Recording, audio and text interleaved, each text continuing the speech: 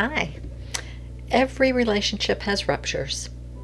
The disagreement that escalates and leads to things being said that don't really need to be said.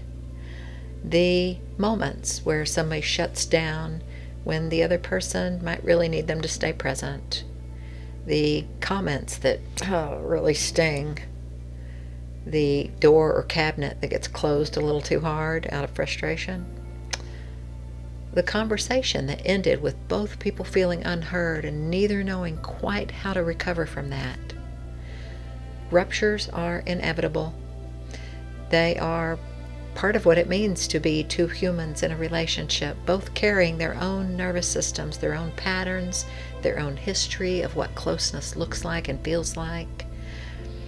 What matters, what the research on secure attachment consistently points to, is what happens after the rupture, whether it gets repaired or not, how it gets repaired, and whether the repair really lands for both people or just kind of closes the surface up while leaving the underlying disconnections intact. This is where attachment patterns show up in their most recognizable form. You see, each pattern has its own default way of handling, or not handling, rupture repair. The reactive pattern tends to influence people with this style to over-repair. The activation after a rupture is so uncomfortable that the urgency to close it becomes its own problem. Excessive apologies, long explanations of why it happened, why I acted that way, needing the other person to confirm that everything is okay, that they're not leaving, that the relationship is going to survive before the activated feeling will settle.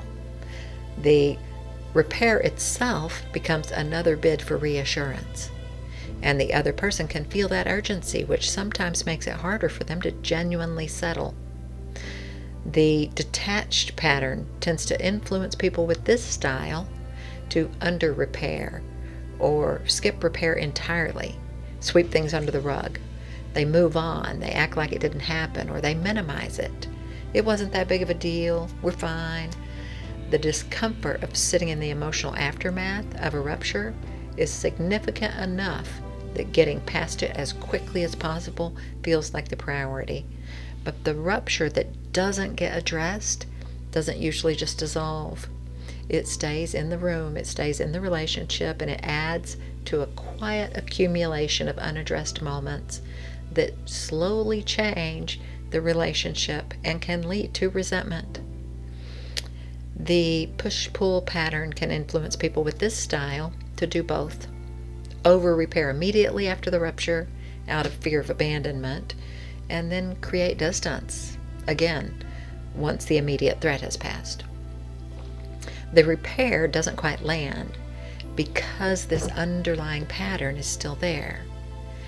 Clean repair looks different from all of these, and it can be easier than a lot of people think. It doesn't require a long conversation, a lot of processing. It doesn't require complete resolution of everything underneath the rupture or what drove the rupture. It does not require the other person to respond in a particular way before you can feel okay. What it does require is an acknowledgement and a genuine reopening. Something like, well, that didn't go well. I don't think I showed up the way I wanted to. Can we try again? Or you might say, I shut down on you and I didn't mean to leave you hanging. I needed some time. I'm back now. Can we continue our discussion? Or even just, I think I made that harder than maybe it needed to be. I'm sorry for that. So no excessive explanation, no bid for reassurance hidden inside the apology, no pretending it didn't happen. Just I see the rupture, I'm acknowledging it, and I want to repair it. Notice what clean repair is not doing. It is not asking the other person to make you feel better about what happened. It is not some sort of performance of remorse designed to get reassurance back. See how that works? It is not a minimization that skips past the other person's experience. It is an honest acknowledgement and an opening for repair.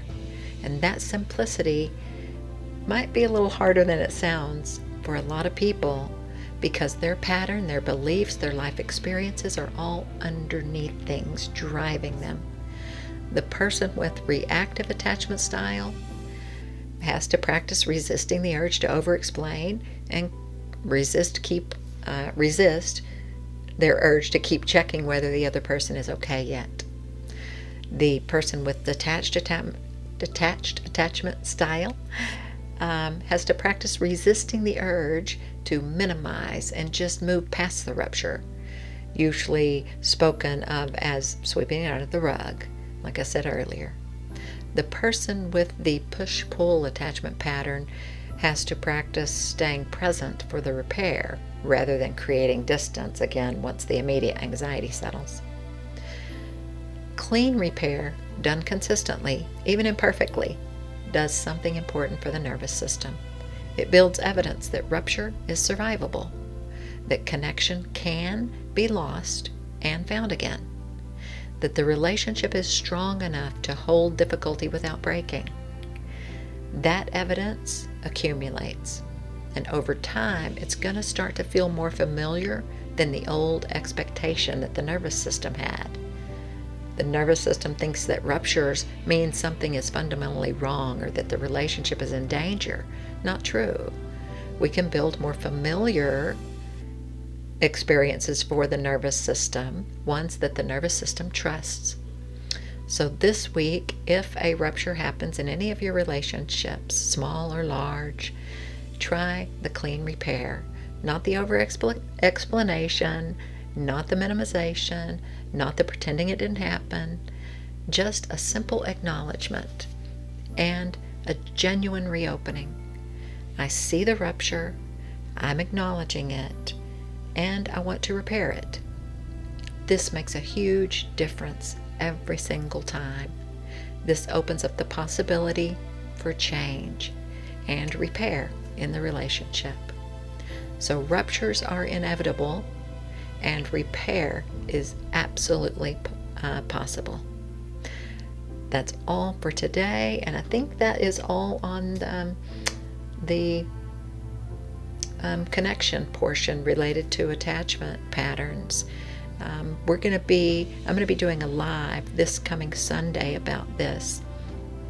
I think this is May 31st will be the live in the Enjoy Being Human community. Come join the community. If you can't make the lives, you have access to all the replays that go back to a year, almost a year now. So lots of information, courses, ebooks, live community discussions, open discussion times on the calendar. There's so much benefit in the Enjoy Being Human community. I hope you'll come and join us. All right, I love you. Take care of yourself. And as always, I am sending you peace and light.